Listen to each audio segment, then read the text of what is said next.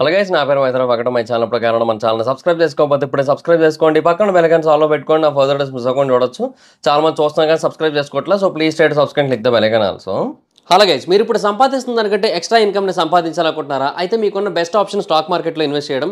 Stock మార్కెట్లో right నాలెడ్జ్తో invest చేసినట్టయితే చాలా పెద్ద మొత్తంలో డబ్బులు సంపాదించవచ్చు. అయితే స్టాక్ మార్కెట్లో ఇన్వెస్ట్ చేయాలంటే మీకు ఖచ్చితంగా ఒక డీమాట్ అకౌంట్ కావాలి. డీమాట్ అకౌంట్ ఇవ్వడానికి ఇండియాలో చాలా కంపెనీస్ ఉన్నప్పటికీ కూడా Upstox is the one of the best company. నేను కింద డిస్క్రిప్షన్లో ఇచ్చిన లింక్ మీద క్లిక్ చేసి కనుక మీరు అప్స్టాక్స్లో డీమాట్ అకౌంట్ ఓపెన్ చేసుకున్నట్టయితే మీరు ఫ్రీగా డీమాట్ అకౌంట్ ఓపెన్ చేసుకోవచ్చు. ఇప్పుడే ఆ లింక్ మీద క్లిక్ చేసి అప్స్టాక్స్లో ఫ్రీగా డీమాట్ అకౌంట్ ఓపెన్ చేసుకోండి. మీ యొక్క స్టాక్ మార్కెట్ ఇన్వెస్ట్మెంట్ జర్నీని స్టార్ట్ చేయండి. ఇందులో లాభాలు ఉంటాయి, నష్టాలు ఉంటాయి, గమనించగలరు. సో బేసిక్గా మహేష్ బాబు గారి రాజమౌళి గారి కాంబినేషన్లో వస్తున్న మూవీ మీద ఎంత హైప్ ఉందో మనకు అందరికీ తెలిసిన విషయమే. చాలా అంటే చాలా హ్యూజ్ హైప్ ఉంది. అండ్ అది ఎప్పుడు రిలీజ్ అయినా బాక్స్ ఆఫీస్ రికార్డ్స్ అన్నింటినీ కూడా షేక్ చేస్తుంది, అందులో నో డౌట్.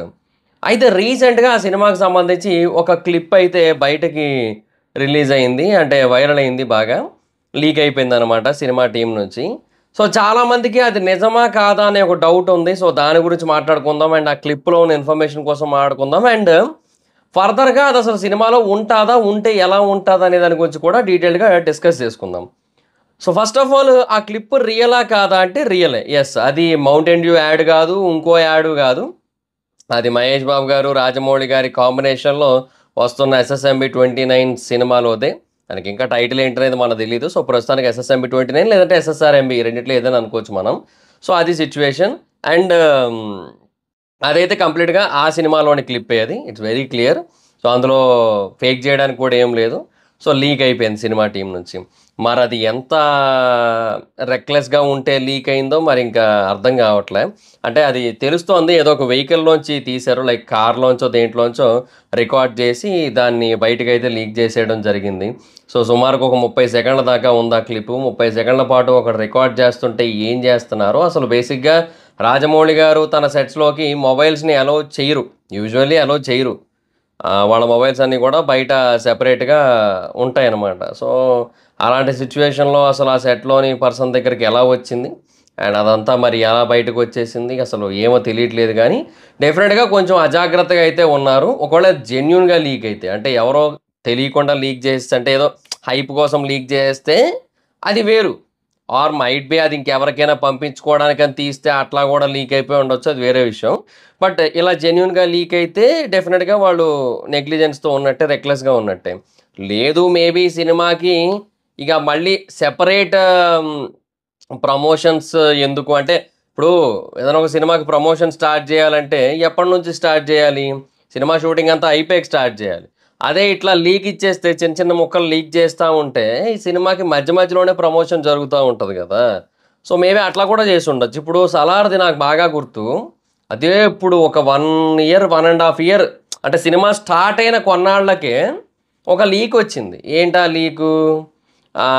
ప్రభాస్ గారు కాటేరమ్మ ఫైట్ సీక్వెన్స్కి ముందు ఒక ఆవిడతో మాట్లాడతారు కదా, మీ పద్ధతులే బాగాలేదు, సంతకపోనా అని చెప్పి అట్లా వెళ్తారు, అదంతా ఉంది కదా. ఆ సీక్వెన్స్లో మాట్లాడేది ఉంటుంది కదా. సో అది బేసిక్గా లీక్ అయింది, ఫొటోస్ లీక్ అయినాయి. సో అప్పట్లోనే ఏంది ఇది మెకానిక్ సంథింగ్ ఇదంతా అని చెప్పి అప్పట్లో చాలా డిస్కషన్స్ వచ్చాయి. సో అలాగా ఈ మధ్యకాలంలో ప్రతి సినిమాకి కూడా చిన్న చిన్న క్లిప్పులో లేదంటే ఫోటోలో ఏవో లీక్ అవుతూ ఉన్నాయి. అవి మేబీ టీం చేస్తున్నారా, ఎవరు చేస్తున్నారా అనేది పక్కన పెడితే దానివల్ల సినిమాకి ఎంతో కొంత అడ్వాంటేజ్ ఉంటుంది, హైప్ ఇంకా పెరుగుతోంది, ఇవన్నీ కూడా జరుగుతున్నాయి అనమాట. సో మేబీ ఆ ఉద్దేశంలో ఏమైనా చేశారా మరి నాకు తెలీదు. సో మరి అది అంటే మనం చెప్పలేము ఎవరు రైట్ ఎవరు రాంగ్ అని ఈ విషయంలో. సో దానివల్ల ఇంకా ఇంటెన్షనల్గా చేస్తే అందులో ఇంకేం లేదు, కావాలని చేసినట్టే కాబట్టి ఇంకా అందులో నెగ్లిజెన్స్, రెక్లెస్నెస్ ఇలాంటివి ఏమి ఉండవు. కానీ బట్ డెఫినెట్గా 1000 కోట్ల బడ్జెట్ సినిమా అన్నప్పుడు కొంచెం జాగ్రత్తగా ఉండాలి, ఒకవేళ అంటే వాళ్ళకి తెలియకుండా జరిగినట్టయితే మాత్రం. సో అది మెయిన్ పాయింట్. తర్వాత రెండోది, ఇంకా సీన్లో ఏముంది? So first of all Prithviraj Sukumaran గారు వీల్ చైర్లో ఉన్నారు. సో మహేష్ బాబు గారు ఆయన దగ్గరికి వెళ్తున్నారు, అండ్ ఈయనకు ఒక ఆర్మీ ఉంది, అండ్ ఎవరికి? పృథ్వీరాజ్ గారికి. అండ్ వాళ్ళ ముందు ఈయన అంటే పృథ్వీరాజ్ గారి ముందు ఈయన మహేష్ బాబు గారు అట్లా మోకాళ్ళ మీద ఉండి తలదించుకుంటారు, అక్కడతో కట్ అవుతుంది సీను. సో ఇక్కడ థింగ్ ఏంటంటే ఈయన యూనో వీల్ చైర్లో ఉండే కైండ్ ఆఫ్ విలన్ అని తెలుస్తుంది. సో మైట్ బి నా గెస్ ఏంటంటే ఇప్పుడు దాన్ని బట్టి, సో పృథ్వీరాజ్ సుకుమారన్ గారికి ఏదో కావాలి, దానికోసం ఇంకా మహేష్ బాబు గారిని పంపిస్తారు అనుకుంటున్నాను నేను ఎక్కడికో.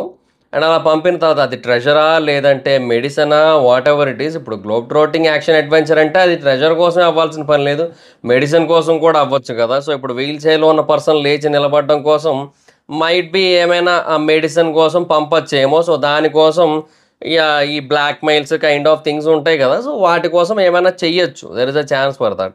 సో అట్లా ఏమైనా ఉండొచ్చేమో అనిపిస్తోంది. బట్ ఏమోలేండి, ఇది కూడా రైటో రాంగో మనకు తెలీదు. జస్ట్ ఒక గెస్ అంతే, ర్యాండమ్ గెస్ ఇది నాది. ఇంకా సినిమా రిలీజ్ అయ్యాక మనకు తెలుస్తుంది మ్యాక్సిమం. ఎవరో కూడా రాజమౌళి గారి ప్లాట్స్ని మ్యాక్సిమం గెస్ చేయలేరులేండి, అంత ఈజీ కాదు. ఆయన ఏదైతే చెప్తారో చూపిస్తారో ట్రైలర్ టీజర్స్లో వాటి త్రూ కొంత అర్థమైపోద్ది. కానీ మనం ఇనీషియల్గా ఏదో జస్ట్ ఒకటి రెండు ఫోటోలు ఒకటి రెండు క్లిప్పులు చూసి అయితే గెస్ చేయలేము, అదైతే క్లియరు. సరే వాట్ ఎవర్ ఇట్ ఈస్, ఇక్కడ మహేష్ బాబు గారి లుక్స్ నెక్స్ట్ లెవెల్ ఉన్నాయి. అండ్ పృథ్వీరాజ్ గారి లుక్ కూడా నెక్స్ట్ లెవెల్ ఉంది. మనకి ఎయిర్పోర్ట్లో కనబడిన కైండ్ ఆఫ్ లుక్కే.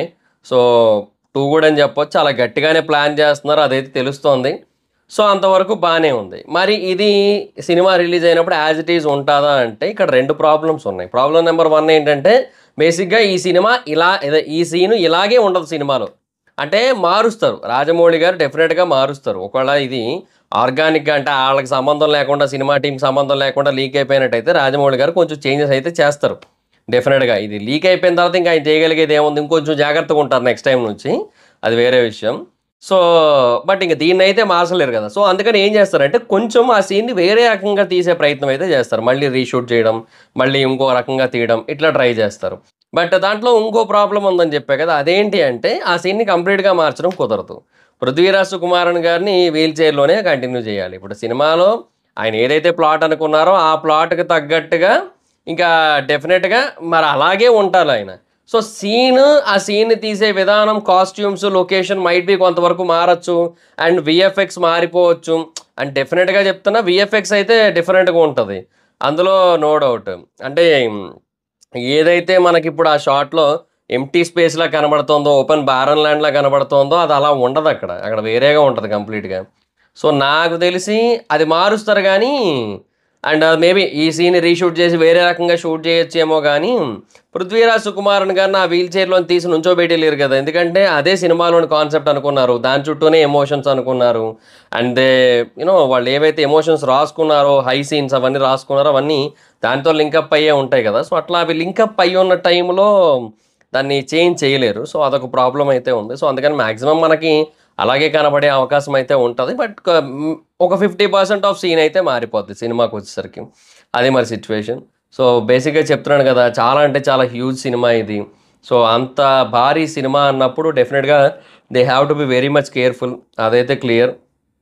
ఇంకా లీక్ అయ్యింది, ఇంకా జరిగిన దాన్ని ఎవరో మార్చలేరు.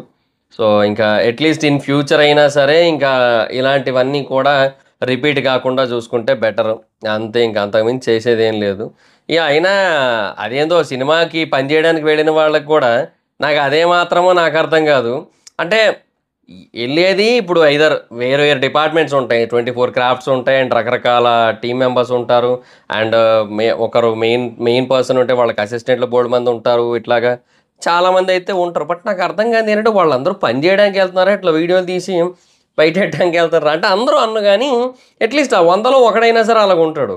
ఒక దొరికిందే ఛాన్స్ ఒకటి రికార్డ్ చేసి బయటకు పెట్టేద్దాం అనుకుంటాడు. లేదంటే ఎవరితోనో చెప్పుకుంటాడు, నేను ఈ సినిమాకి పని చేస్తున్నాడే, నేను నమ్మనంటే అవతల నేను నమ్మిస్తాను చూడని చెప్పి ఒక క్లిప్ తీసి పెడుతుంటాడు. ఎందుకు అవన్నీ ఇట్లాగే కొన్ని చిన్న చిన్న మిస్టేక్స్ పెద్దవైపోతూ ఉంటాయి. అఫ్కోర్స్ సినిమాలోని మేజర్ ప్లాట్ రివీల్ అవ్వలేదు, కానీ ఒక మేజర్ పాయింట్ అయితే రివీల్ అయిపోయింది కదా, పృథ్వీరాజ్ గారు ఇన్ వీల్ చైర్ అని. అఫ్కోర్స్ మనకి టీజరు ట్రైలర్లు వచ్చినప్పుడు వాటిలో అది కనబడచ్చేమో మనకి. బట్ అయినా కూడా అది టీజర్ ట్రైలర్లో గ్రాండియర్గా ఆ విజువల్స్ అన్నీ మారిపోయి విఎఫ్ఎక్స్ అంతా యాడ్ అయిపోయి అప్పుడు చూస్తే వేరు, ఇట్లా ప్లెయిన్ షూటింగ్ సీన్లో చూసేస్తే వేరు కదా, ఆ ఇంపాక్ట్ కొంచెం తగ్గుతుంది కదా. సో అది పాయింట్. అందుకే చాలామందికి నచ్చదు ఇలా లీక్ చేస్తే. బట్ ఇంకేం చేస్తావులేండి, అయిపోయింది ఇంకా. సో అది గైస్ సిచ్యువేషన్. సో మ్యాక్సిమం అది ఉండొచ్చు ఉండకపోవచ్చు, 50% ఆఫ్ సీన్ అయితే ఉంటుంది. బట్ కొంచెం అటు ఇటుగా ఉంటుంది అంతే. అండ్ అది సినిమాకి సంబంధించిందే రియలే. అది వేరేదేదో కాదు, యాడ్ కాదు, ఫేక్ కాదు, ఏది కాదు. సినిమాకి సంబంధించింది. సో అది చూసారా? మీరు ఎవరైనా చూసినట్టయితే మీకు ఏమనిపించిందో కింద కామెంట్ సెక్షన్‌లో చెప్పండి. So that's guys, this is the video. Video కనుక మీకు నచ్చినట్టయితే లైక్ చేయండి, వీడియో షేర్ చేయడం ప్రకారం మన ఛానల్ సబ్స్క్రైబ్ చేసుకోకపోతే ఇప్పుడే సబ్స్క్రైబ్ చేసుకోండి. పక్కన బెల్ ఐకాన్ ఆన్‌లో పెట్టుకోండి. నా ఫర్దర్ డేస్ మిస్ అవ్వకుండా చూడొచ్చు. చాలా మంది చూస్తాం కానీ సబ్స్క్రైబ్ చేసుకోవట్లా. So please stay subscribe click the bell icon also. నా ఇన్‌స్టాగ్రామ్ ఐడి ఎవరితో మాత్రం అక్కడ వచ్చి ఫాలో అవ్వచ్చు. Thank you so much guys. Bye. Meet next video. Bye by.